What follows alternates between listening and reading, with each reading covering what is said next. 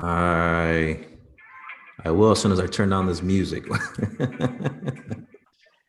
Give me 1 second, brother. Good.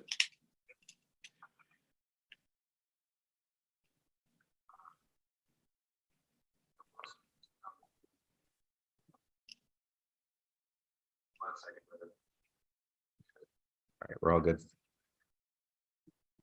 Hear me okay? Yes, sir. All right, man. We are live on YouTube because I couldn't get Facebook to work. Hey, it's good. It's good for recording. That's right, man. So how's everything with you? Things are good, man. It's been about 70 degrees and sunny for the last month here. So, you know, the secret of the PNW is the fall sun. Nice, man.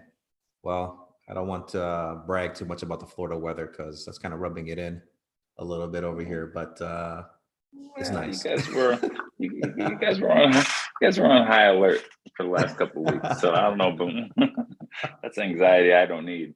That's right, man. What I'm going to do is I'm going to start the video. There's a lot of conversations going on about the market, right? And everyone is in panic mode. And I don't want to say everyone, I would say most people are in panic mode. And that's what we're going to talk about today is just the perspective.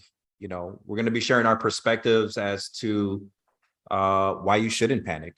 And to introduce Mike, if you want to share a little bit about yourself, what your position is in this, how many years you spent in the business, and then we're going to get into it as I pull up this screen share real quick, just to share a little bit of data before we get into the actual perspectives from both your angle and my angle. Yeah, for sure. Yeah, I'm a loan officer up in Washington, and I've been doing it for about 6 years now. I was a garbage man for 10 years before I did that. And yeah, I played a little semi-pro basketball up and down the West Coast in Canada while I was a garbage man. So it just worked out. I got a wife who makes it so I can do this at a high level. Nice. And three boys that we were blessed with and that keep us moving. That's awesome, man. And just a little bit of a background, because a lot of people heard you say Washington. You just recently got licensed in the state of North Dakota, Yep. right? North Dakota, Minnesota, and Florida. And I got a few more on the docket coming up. And what's cool about that is that, you know, we're talking about West Coast, Midwest, and East Coast. So, you know, in the business that you're in, you get to see different perspectives in different markets throughout the whole United States. So your perspective is going to be super valuable today. Yeah, just being able to hit every time zone, you know. Yeah. If I'm not going to do it, somebody will. That's right, man. So what I'm going to show with you guys today is an article from Keep Current Matters. I'm not going to get into the paragraphs or anything like that, but it's just to give you guys an idea of what it's looking like today compared to pre-pandemic and also during the pandemic.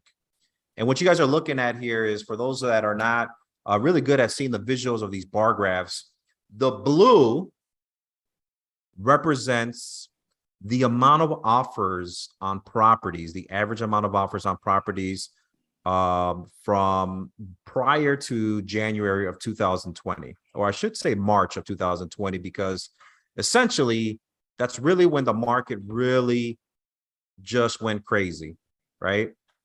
And for those who remember, and the blue represents that there was an average about 2 to 2.5 offers per property, right?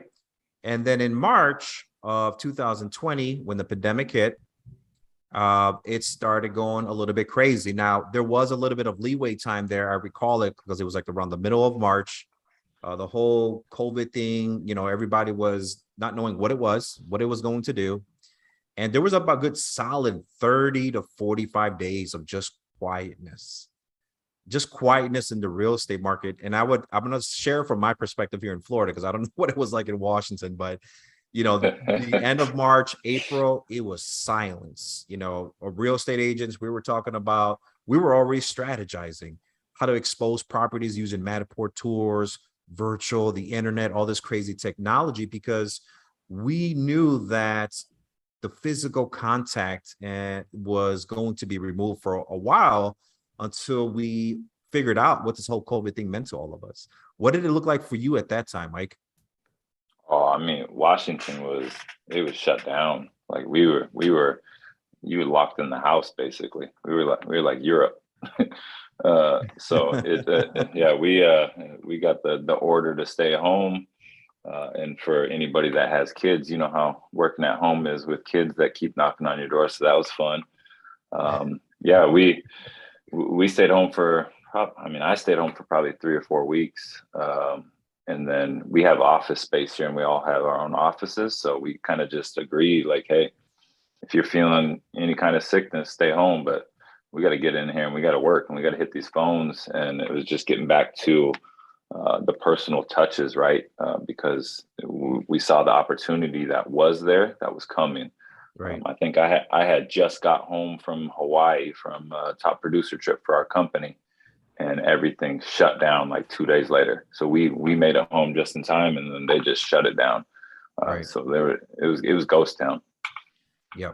Well, we Floridians over here tend to be a little slow because we don't want anybody messing with our vibe. So we took a little while here to adjust to being super strict. But back to the graph, the green, if you notice in March, April, May, June, July average, if you notice the bar starts trending up a little bit, and we started going from 2.5 to 3 offers, 3.5, right? Almost getting close to 4, and boom, we hit 4 around February of 2021.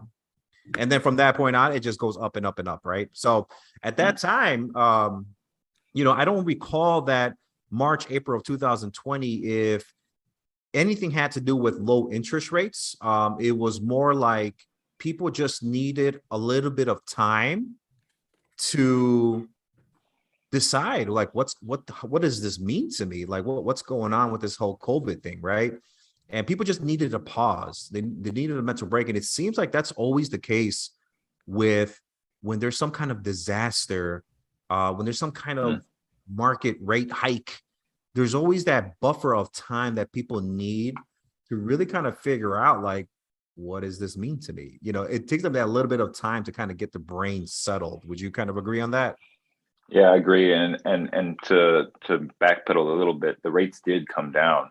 We all thought, the housing market was just going to die because we didn't know. Everybody's hunkering down, stockpiling everything that they could. Right. But the rates plummeted. They did, they tried to keep the housing market going. So it was huge. I remember we were in Hawaii and everybody was on their phone trying to get refis going. And we were just here like, hey, let's get as many purchases as possible. We stayed purchase centric, to help out our partners because we knew everybody else was going to stay on the refi train. Right. Well, a lot of those companies are gone now. Right, because you can't, you run refi trains, you lose purchase business and you lose relationships. That's the death of your business if those rates went up like they did. They're like, what's up? And then they're like, peace, we gotta go. quick cash in. That's it, man. And so this graph, so that everybody knows, this is not just a Florida image, this is all nationwide. So essentially most of us know the story, right? And I'm sure Mike will validate this, that there was multiple offers, up to 5-6 offers on a property, and actually I think would even be more than that in a lot of circumstances, and a lot of cash buyers coming in. That was pretty much the same thing you were experiencing as well, right? Yeah, Washington, we were getting up to like 15 or 20. Our inventory has been low. It's at the highest now that it has been. I think Snohomish County, which is like the main Snohomish and King County, we just hit like 1.8 months of inventory, and that was from close last year. So it'll go up again just because things are slowing down now. But man, we were running 0.5 to 0.6 months of inventory throughout COVID. So we had multiple offers and just crazy escalations, and you know the story. Right.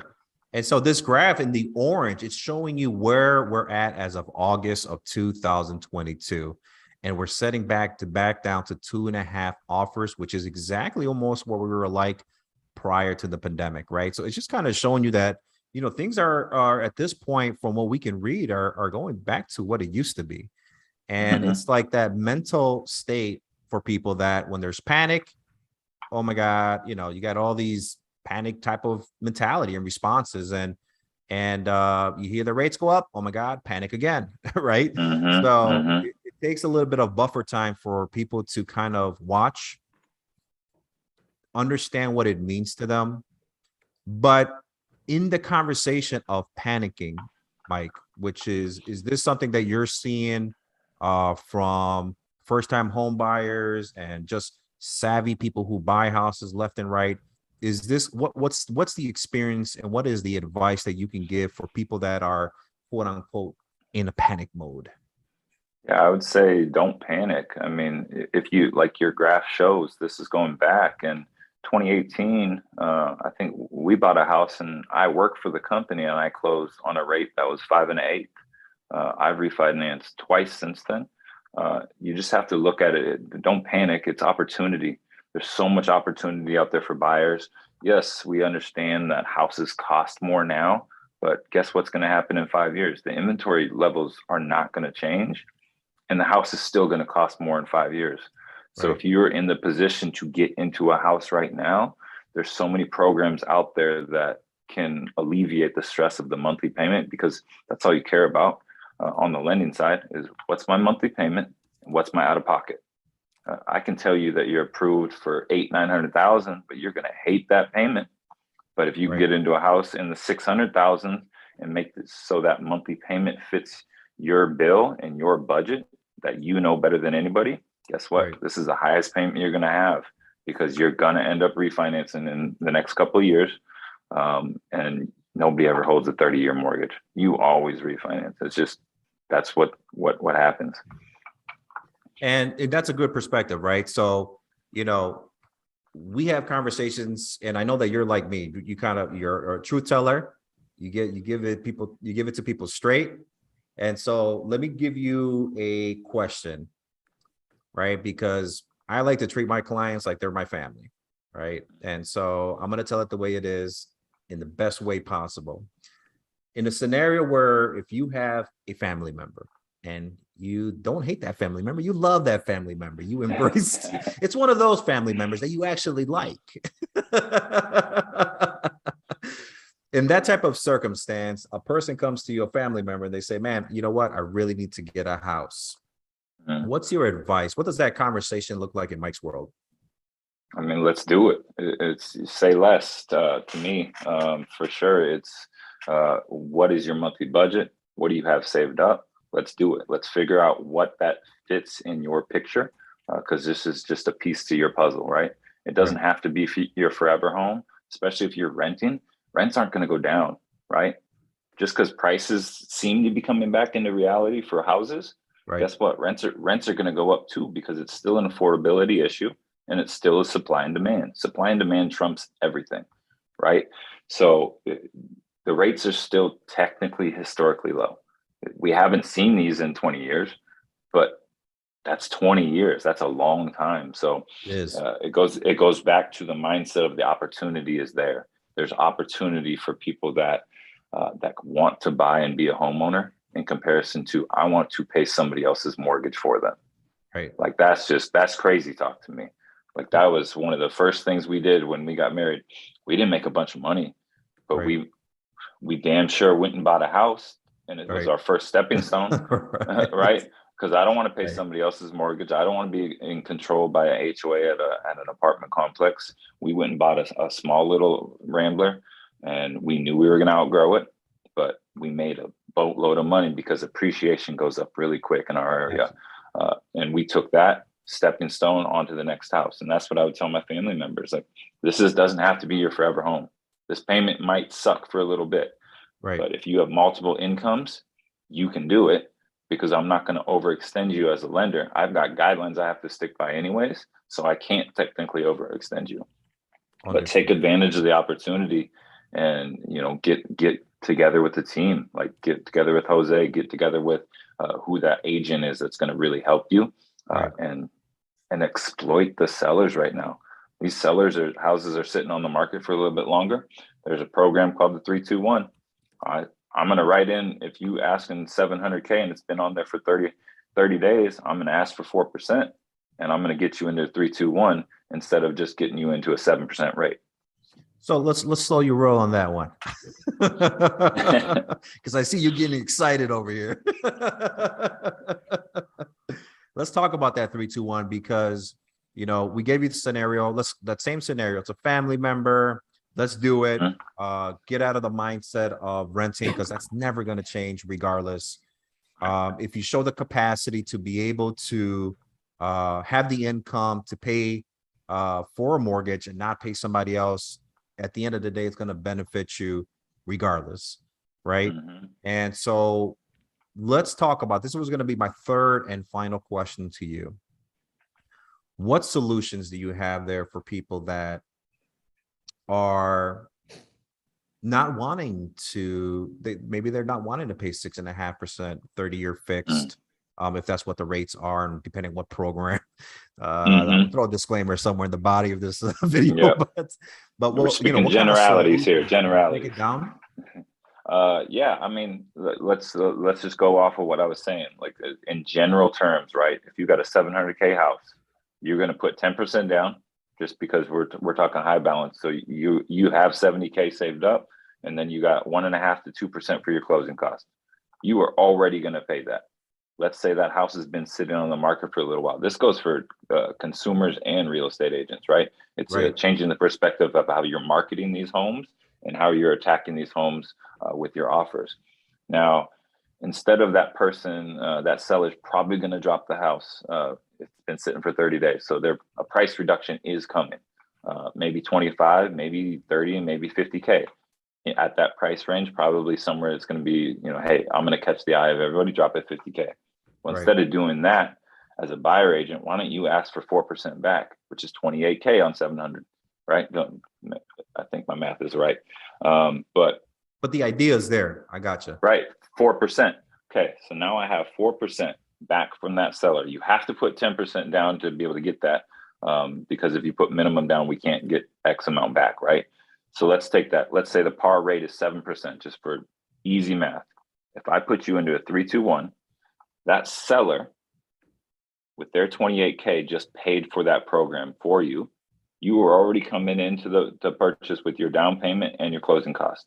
Right. You're the same as a buyer, but now you're qualifying on that 7%. But for the first year, you're at 4%. Nice. Second year, you're at 5%. Third year, 6%. If you have not refinanced by then, which you will, you're going to be at 7%. So now if the market shifts and goes the other way and goes up to 10%, hey, guess what? You got 7% still. So your monthly payment has been sitting there just saving you a boatload of money.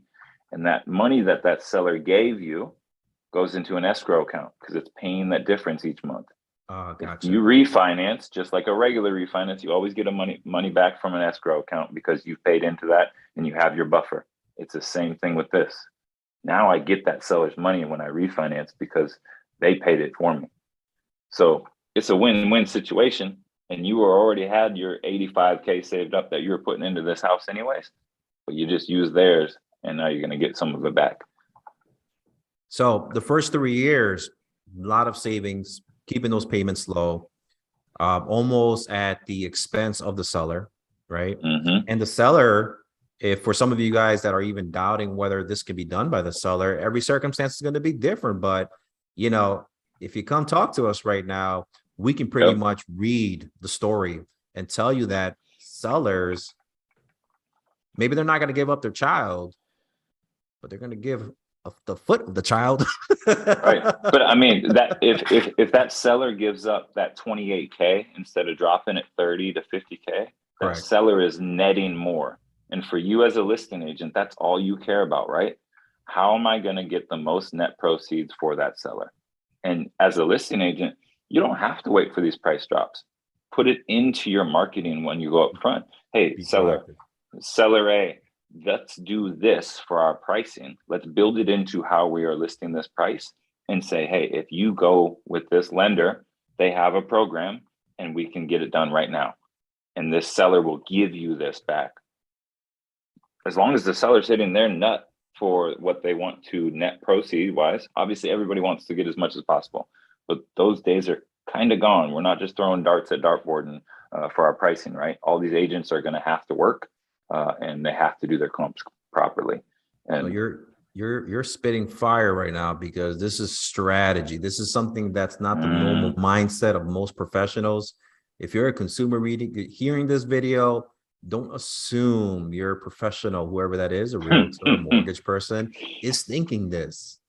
This is why we're putting this content out there, is for you to look into this a little bit more, understand it more, use it as a piece for yourself, equip yourself with some knowledge so that you can really overcome that panic and that fear, because it's not necessary. It's just having the right supporting people around you to educate you on the strategy and guide you through it. Am I right about that, yeah, Mike? 100%. And you're just shifting your mindset, right? Take the word panic out. It's not doomsday. There's so much opportunity. And if you go into this market thinking that there's opportunity is going to come and hit you right in the face. So it never fails, right? You go down, you get down. When has God not provided for you? That's right. It. You put your faith in the right place. And it's the same thing with the market. When have you not been led properly? Well, that's when you rush through things, or you haven't connected with the right team or the right people.